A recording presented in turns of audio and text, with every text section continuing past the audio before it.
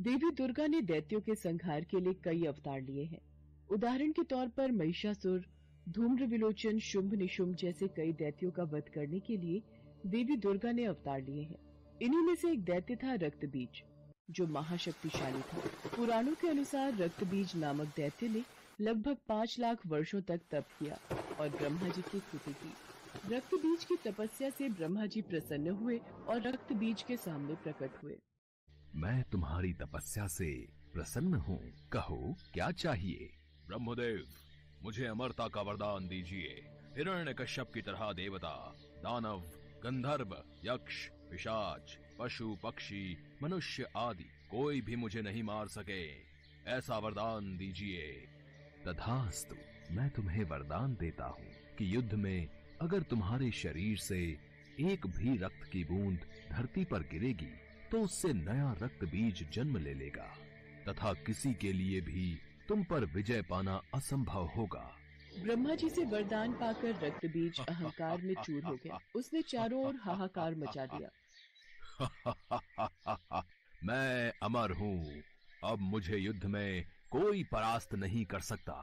अब स्वर्ग लोक पर मेरा यानी असुरों का राज होगा। मैं इंद्र को चुनौती देता हूँ, अगर साहस है तो मेरे से युद्ध करे, नहीं तो स्वर्ग लोक से भागकर कहीं मुंह छिपाकर छुप जाए।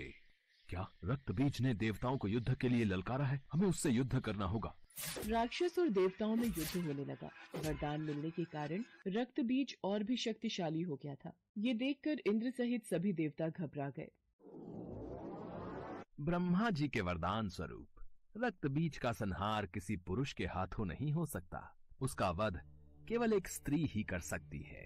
आपको भगवती दुर्गा की स्तुति करनी चाहिए। उन्होंने अनेकों राक्षसों का वध किया है। आप उचित कह रहे हैं देवर्षि नारद। हम सब देवी दुर्गा की स्तुति करते हैं। अब इस संकट से वही हमें पार लगा सकती हैं। और सभी देवता देवी दुर्गा का ध्यान करते हैं और देवी दुर्गा वहाँ प्रकट होती है। देवी भगवती, हमें रक्तबीज नामक राक्षस से मुक्ति केवल आप ही दिला सकती हैं। हमारी सहायता कीजिए माँ। आप सभी निश्चिंत रहिए, रक्तबीज नामक दैत्य का संहार अवश्य होगा। उसे उसके पापों का दंड अवश्य प्राप्त होगा।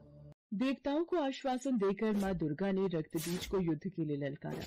तू एक साधारण अबला स्त्री मुझे युद्ध के लिए ललकार रही है। तू मेरा कुछ नहीं बिगाड़ पाएगी। रक्तबीज, अब तेरी मृत्यु निश्चित है। मेरे हाथों से तू नहीं बच पाएगा। अच्छा, तू मेरा वध करेगी? देखता हूँ ये कैसे संभव होता है। माँ दुर्गा और रक्तबीज के बीच युद्ध प्रारंभ हो जाता है। माँ दुर्गा के वार से रक्तबीज घायल होता तो रक्त की बूंद धरती पर गिरने से ढेरों रक्तबीज पैदा हो जाते। एक रक्तबीज मरता तो दूसरा सामने आ जाता। माँ दुर्गा उसके अंग काटती तो धरती पर रक्त की बूंदें गिरकर फिर से रक्तबीज सामने आ जाता। ये सब क्या हो रहा है? ये रक्तबीज मारा क्यों नहीं जा रहा? नारायण नारायण। माते, रक्तबीज का वध करने के लिए रक्तबीज के रक्त को पीना होगा ताकि वो धरती पर ना गिरे। ब्रह्मा जी के वरदान के अनुसार रक्तबीज का रक्त पृथ्वी पर गिरते ही अनेकों रक्तबीज पैदा हो जाएंगे। इसका संहार करने के लिए ऐसा कुछ करना होगा ताकि रक्तबीज का रक्त पृथ्वी पर ना गिरे। अच्छा, तो ये बात है। देवर्षि नारद, इसके लिए मुझे चंडिका को बुलाना होगा। देवी पार्वती को माँ काली का रूप धरना होगा ताकि वो इस दानव का रक्त पान कर सके। तत्पश्चात मैं इस राक्षस का संहार करूंगी। इसके लिए तो देवताओं को देवी पार्वती से विनती करनी होगी कि वो माँ काली का अवतार लेकर इस दानव का विनाश करें। सभी देवता माँ पार्वती का आह्वान करने लगे। देवी पार्वती देवताओं के समक्ष प्रकट हुई।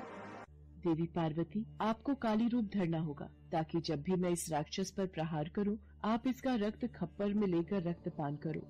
आप चिंता मत करो देवी दुर्गा, मैं इस दानव के रक्त की एक बूंद भी धरती पर नहीं गिरने दूंगी।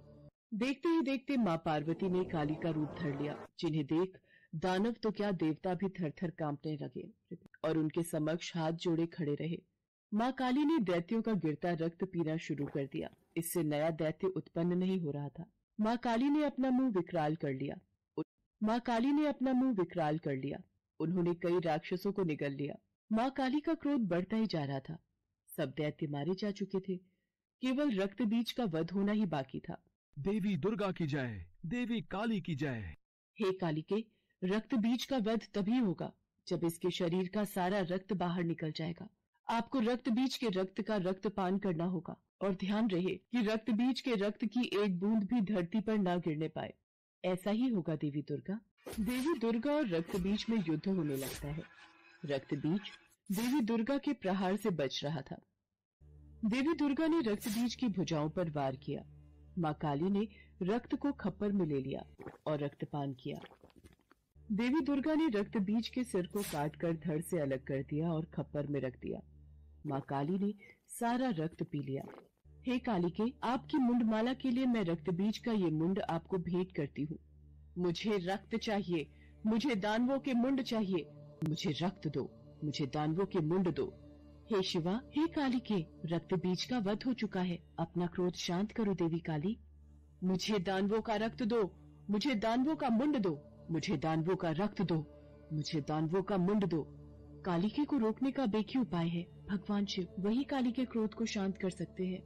देवाधिदेव महादेव, माँ काली का क्रोध बढ़ता ही जा रहा है। उन्हें रोका न गया तो उनके क्रोध से पूरी सृष्टि का विनाश हो जाएगा। मुझे रक्त दो, मुझे मुंड दो, मुझे रक्त चाहिए, मुझे मुंड दो, मुझे रक्त दो, मुझे मुंड दो। देवी काली का क्रोध आक्रामक हो गया था।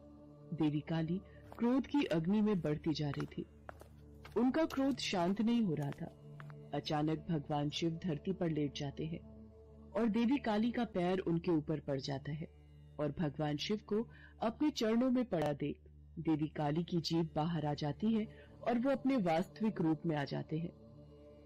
महादेव, आप मुझे क्षमा कीजिए, मैं